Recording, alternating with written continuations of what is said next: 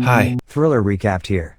today I'm going to explain a science fiction drama film called Another Earth. Spoilers ahead, watch out and take care.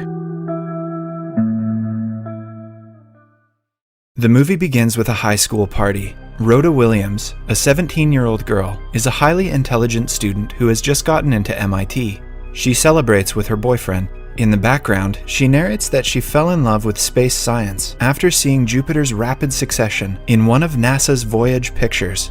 Rhoda feels like she can do anything in the world.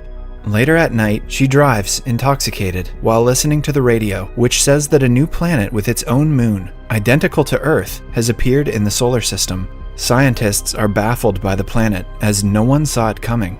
The radio asks the viewers to look to the north to see the planet, which is clearly visible from Earth. An intoxicated Rhoda looks outside the window of her car as she drives it at high speed. Somewhere near, a family of 3 is in a car parked beside the road. The kid names his robot Bob, and the parents laugh with him. As they talk, we get to know that the mother is pregnant. Their conversation is cut short when Rhoda's car hits them, causing a terrible accident.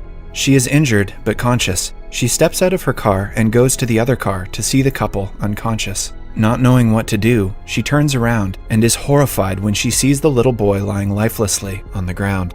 Police sirens wail in the distance and the screen goes black, showing us the newly found planet in the distance. A clip of Rhoda in a cell is shown. She has been arrested after the event. It is now 4 years later. A news report tells us that Earth 2 is now way closer to the Earth and seems to be an exact replica of the Earth by its appearance. It is now easily visible from Earth's surface. The structure of its continents and ocean, even its cities and towns, as seen from the telescope, seems to be identical to the Earth's. Scientists have tried sending radio signals to the planet and received a signal back. However, they have not been able to decipher it. Some scientists don't even believe that the planet exists and believe it to be a cosmic mirror that is reflecting the image of the Earth itself. 4 years after the accident, Rhoda gets out of prison. She goes out for the first time and her parents come to pick her up. While talking about the second planet, her brother mentions an essay contest sponsored by millionaire entrepreneur Keith Harding, who is funding the very first spaceflight to Earth 2. He is granting a free ticket to the civilian who has the best motivation to join. Rhoda comes back home and looks at her belongings in her room. She doesn't feel like the person she used to be and doesn't like the room anymore. She looks outside the window and is fascinated to see the second Earth in the sky. Rhoda then gets on her laptop and learns about the United Space Ventures, the program that her brother talked about earlier. To win the civilian ticket, she has to write an essay about the reason for wanting to go there and submit it. She stares at the laptop but doesn't type anything. Then, she takes all her necessary belongings to the house's attic and declares it her new room. She sleeps on a mattress and pastes a picture of the night sky on the wall for decoration. The following day, Rhoda goes to an employment office to look for a job. Being an ex-convict, she cannot go to MIT anymore, and other colleges won't take her. The lady at the office offers her a job according to her qualifications, but Rhoda insists on getting a job that doesn't require her to talk to anyone. She gets a job as a janitor at her old high school. She starts working as a janitor the next day and doesn't seem to hate her job. It has been exactly 4 years since the accident. Rhoda goes to the intersection where the fatal incident took place and looks around. Just then, a car stops nearby and a man comes out of it. Rhoda remembers the guy being the man she saw inside the other car. She is surprised because she thought she had killed them all. The man keeps a robot toy in the pole nearby in the memory of his son and drives away. Rhoda quickly rushes home and looks up the case on her laptop. It turns out the man's name is John Burroughs. Both his wife and son died in the car accident, but he had gone into a coma. A few years later, he woke up and has been living alone ever since. Upon further research, she learns that he has dropped out of his Yale music faculty position. She writes down his address and goes to meet him the next day. Not knowing what to do, she looks at him drinking in his messy living room through the window. The night is snowy and cold. Ridden by her guilt and seeing John in such a state, Rhoda is distressed. She walks on the snow, slowly undressing. In the end, she lies down shivering and naked. Her fingers become blue from hypothermia, and she looks at Earth 2 as she lies in the cold. The screen goes black. In the following scene, she lies on a hospital bed. Someone had found her and saved her from the cold. Her fingers are injured, but she doesn't have any fatal injuries. When she gets back home, she finally writes an essay to apply for the ticket to visit Earth 2. In the essay, she mentions that madmen, outcasts, orphans have been subject to all the new experiments in the past, and not the nobles of the society. Hence, being a felon, she believes that she is the best candidate for this kind of experiment. Feeling great after submitting her essay, she goes to a grocery to get candies, where she meets her high school boyfriend, whom she was partying with that night. He tells her he has gotten into business school and introduces her to his girlfriend. He acts strange and awkward when Rhoda tells him that she works as a janitor. Feeling embarrassed by where life has brought her, she walks out of the store without the candies. Rhoda knows that she won't feel satisfied until she has apologized to John, so she goes to his house again. She knocks on the door, but the nervousness gets the best of her. Instead of telling him she is the one who killed his family, she lies and pretends to be a maid sent by Maidenhaven Cleaning Services for a free trial. John, who has been living in the place without cleaning it for months, accepts the offer and lets her clean the house. Rhoda is too deep into the lie, so she just goes with it. She starts cleaning, and John notices her investigating a telescope lying in one of the rooms. When she finishes, John, unknown to her identity, invites her next week to clean the house again. The week passes and Rhoda practices telling John the truth. However, when she knocks on his door, she is taken by nervousness again, so she cleans his house again and doesn't say anything. She begins going to his place every week. However, John hardly ever talks to her. One night, Rhoda and her family watch a live broadcast of a scientist trying to communicate with someone on Earth 2. She successfully receives a signal of someone talking, and it turns out that the person talking on the other end is the scientist herself from the other planet. She is her exact copy in every aspect. Same name, date, and location of birth. Even the occupation and childhood memories match.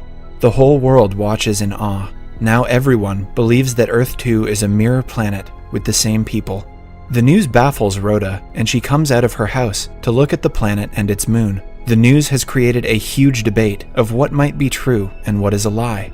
Physicists theorize that Earth 2 is a mirror planet, an exact copy of our Earth, including all of its people. Some believe that we could meet and talk with our exact copy, a person who may be identical but has led a different life. John and Rhoda share a common interest in space science. He offers Rhoda to use his telescope, and she agrees. The two then play video games and seem to be developing some kind of relationship with each other. John offers Rhoda a ride home. Days go by and John and Rhoda get closer. One day, they arrive on the subject of the first expedition that plans to go to Earth 2.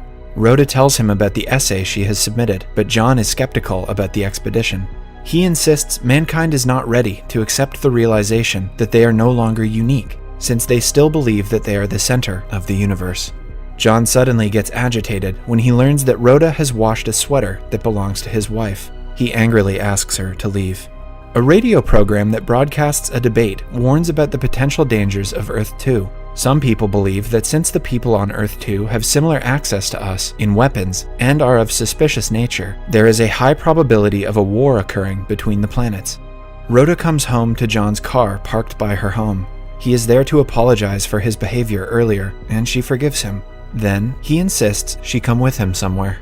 He takes her to a university auditorium and gives her a private concert of a new piece of music using a saw. The two feel a greater connection to each other. After the performance, they go back to John's home. One thing leads to another, and they end up having sex.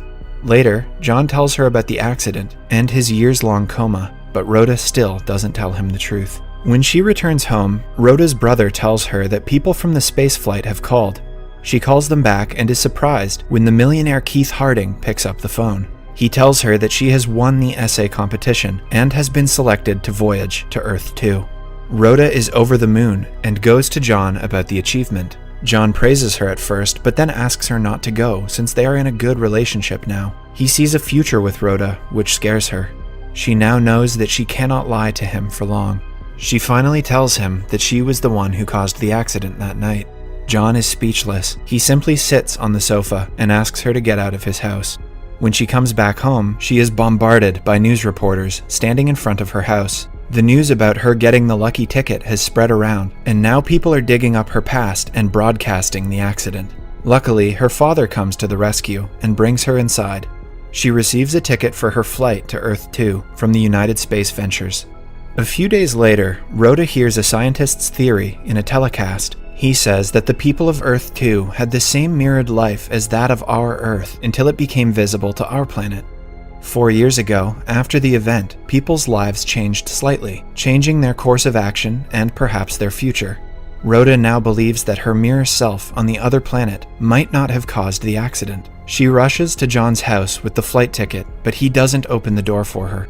However, Rhoda is determined, so she sneaks into his house through the window. When he sees her, John cannot control his hatred and starts to choke her. The two struggle for a while until he frees her.